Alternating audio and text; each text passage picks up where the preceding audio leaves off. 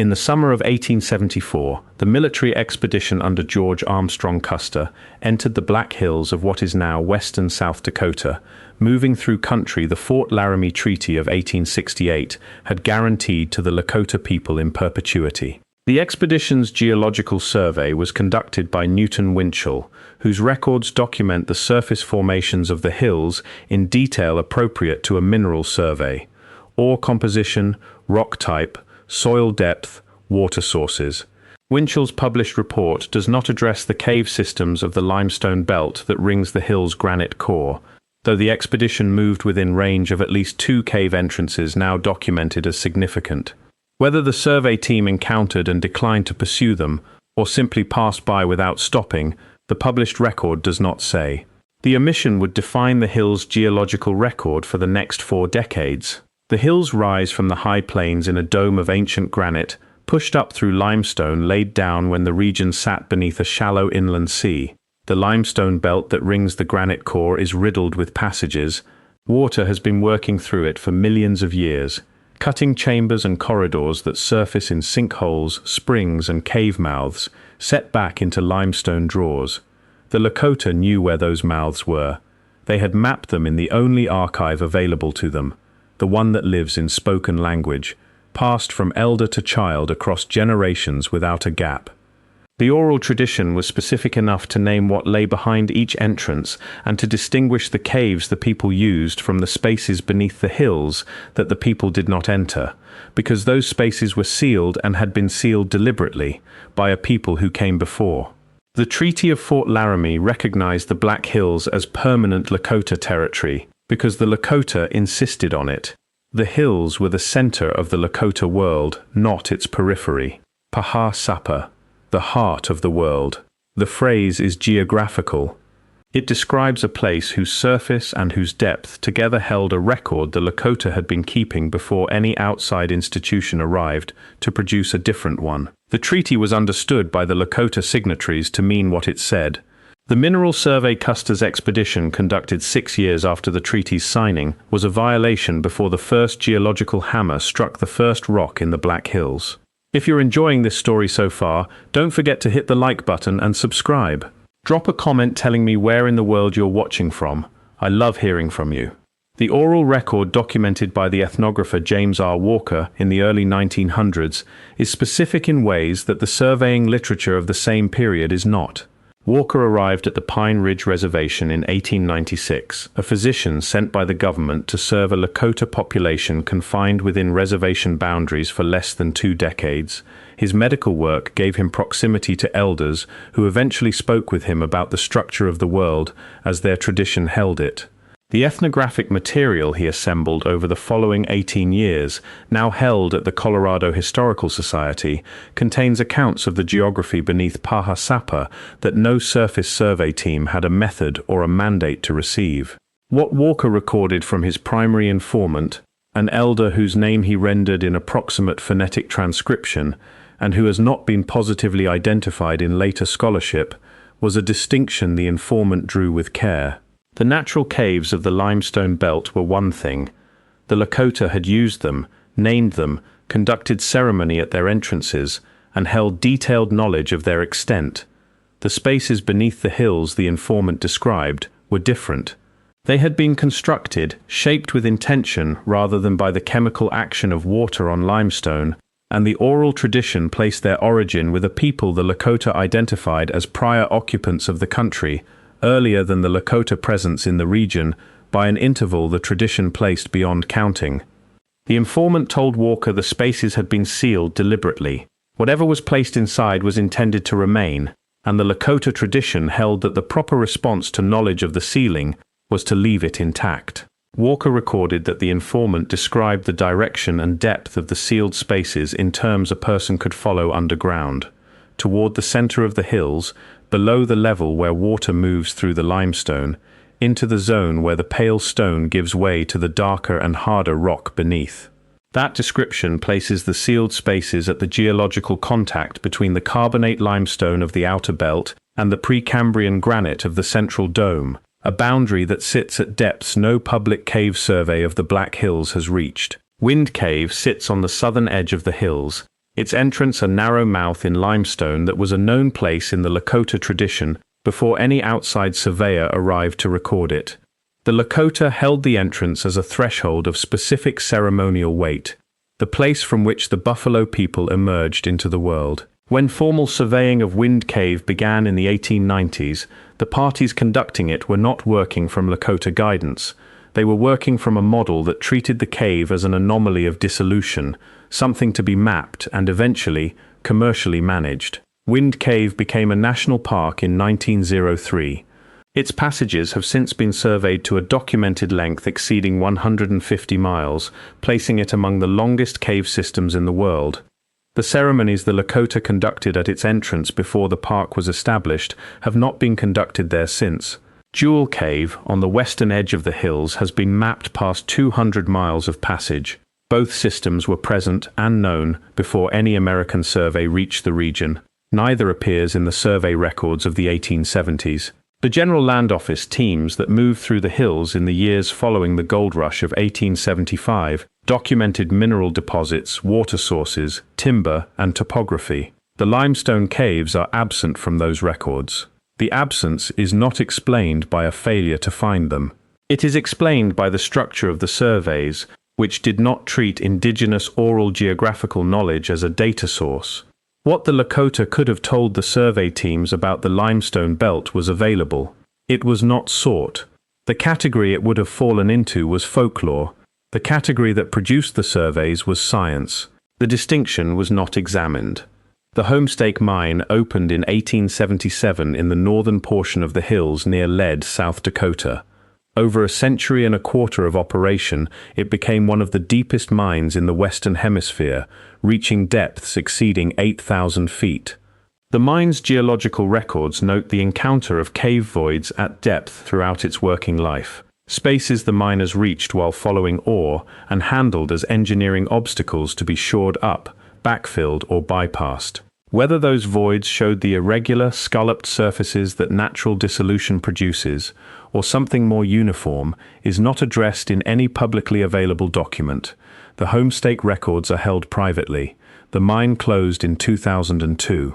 The gold that came out of it totaled more than 40 million troy ounces, and the void left by a century of extraction now houses the Sanford Underground Research Facility, where physicists run experiments requiring thousands of feet of shielding rock above their instruments.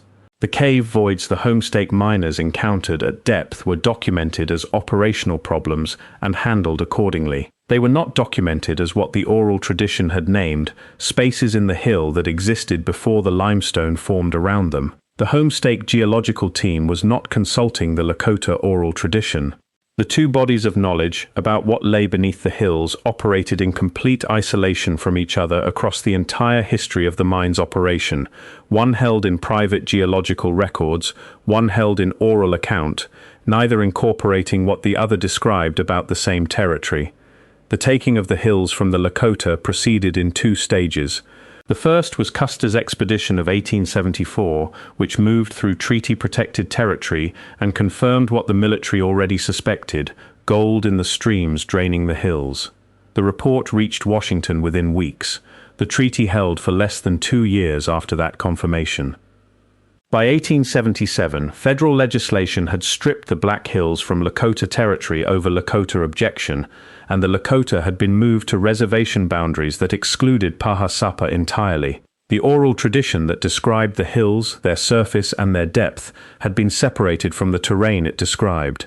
A people confined to land whose boundaries exclude the terrain their tradition maps cannot transmit the precise geography of that terrain to the next generation with the same accuracy as a people living on it. The correction that comes from standing at a place and verifying what the tradition says against what the ground confirms is no longer available. Some of what the tradition held was lost in that transmission. Some of it survived in the form Walker's informants chose to share with him in the early years of the 20th century. The Bureau of Indian Affairs administered the reservation system through which the Lakota were governed after the treaty violation.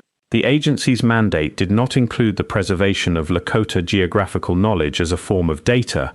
What it did include was the management of a population removed from the land the knowledge described. The conditions the Bureau administered were conditions under which knowledge degrades. What Walker assembled from what remained did not enter the scholarly record for decades. If you're hooked on this story, make sure to subscribe and turn on notifications so you never miss an upload. Your support means everything and helps me bring you more emotional stories like this one. In 1980, the Supreme Court of the United States ruled that the taking of the Black Hills had been unlawful and awarded monetary compensation.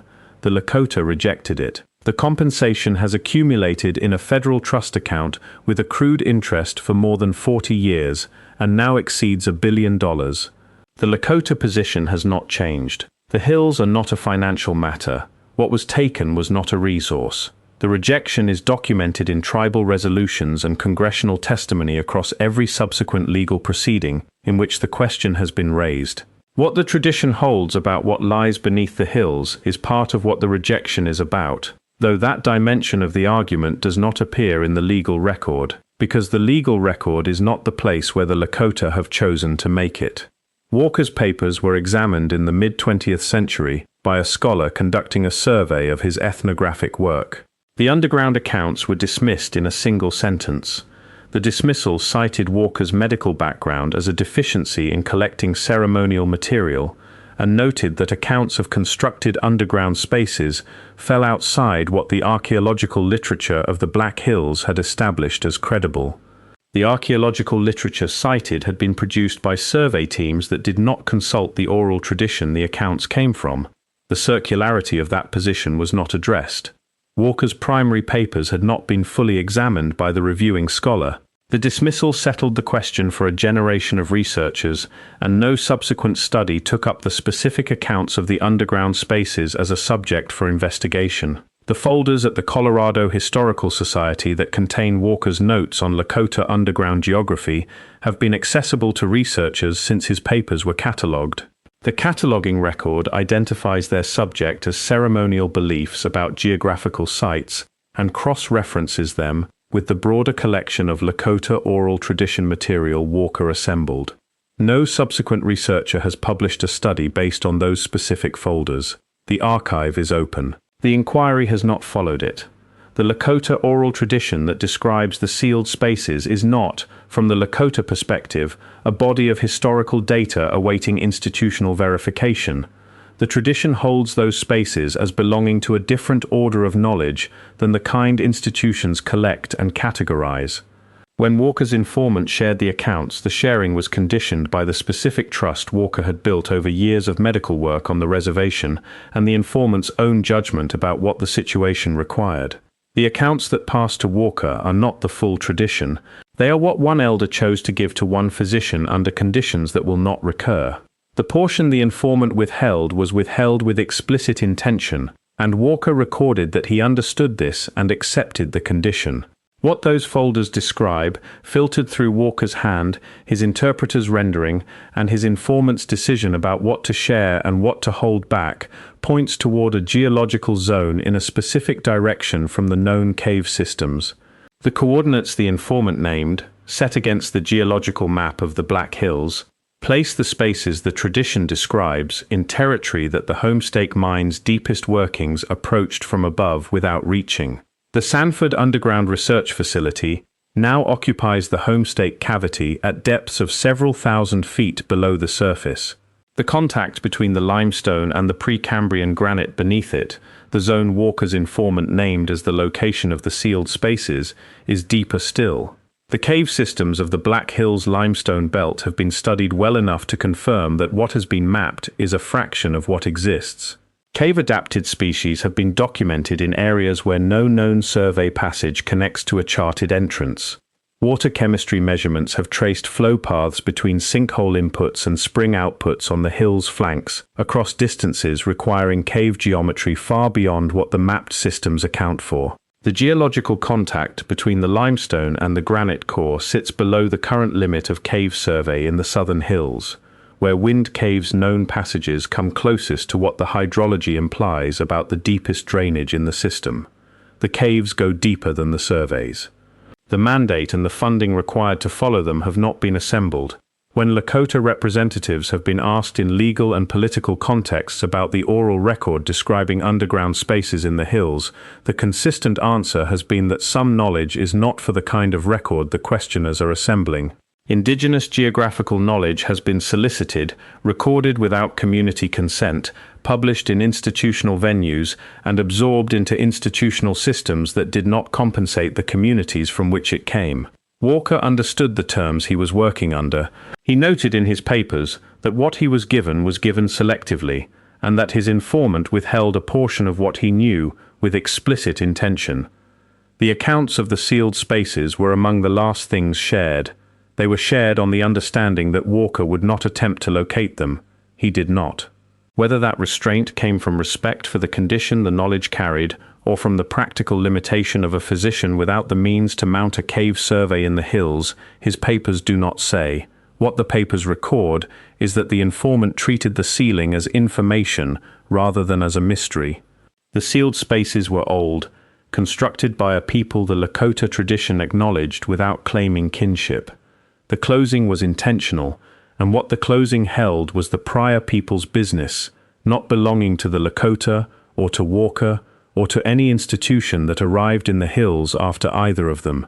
Newton Winchell's report from the 1874 expedition describes the hills' surface geology with care and professional specificity. The limestone caves are not in it. The oral tradition that would have directed him toward the cave entrances was not consulted.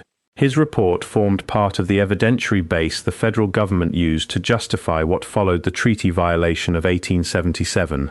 It described what its methods were designed to see, what lay beneath the limestone, in the zone where the pale rock meets the dark, was not what the methods were designed to find. The Lakota rejection of the settlement money stands in the legal record as one of the most consistently maintained positions in American federal Indian law. The compensation has grown with interest for more than 4 decades. The position has not moved toward it. The dimension of the rejection that legal scholars examine is the political and generational will required to hold that position. The dimension less examined is the one the oral tradition describes, the relationship between a people and a country whose depths they had been keeping account of for longer than any institution that has since surveyed the hills has existed. The settlement compensates for the hills as a surface and a resource. The Lakota hold that what was taken includes something the settlement does not address, and that what it does not address is still there. The cave mouth the Lakota named as the place of emergence is still in the limestone of the southern hills, now within Wind Cave National Park. The Homestake cavity is still there, converted and occupied.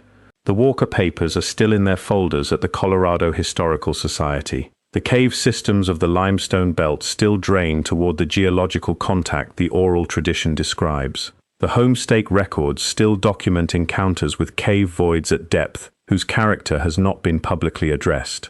All of these are elements of a partial archive of a place whose depths have not been examined by any program that has made its findings public. The partial character of that archive is not a gap that closed before the record ended. The gap is the record itself. The question the oral tradition places before every institution that has surveyed, administered, extracted from, or litigated over the Black Hills since 1874 is geographical. The tradition describes specific spaces in a specific direction at a specific depth. The geology is consistent with their existence. The archive the institutions produce does not rule them out. What the archive has not done is follow the passage to where it ends. Walker's informant described the sealed chambers as made to last, placed by a people who built for the long duration, inside a geological formation designed to contain them. The limestone above has dissolved and reformed across geological time. Whatever the tradition says is beneath it has not moved. The hills are still holding it, at the depth and in the direction the notes describe, in ground that every survey conducted since 1874 has stopped short of reaching. Thank you so much for watching until the end. If you loved this story, check out the other videos on your screen now. I think you'll really enjoy them. And don't forget to subscribe if you haven't already. See you in the next story.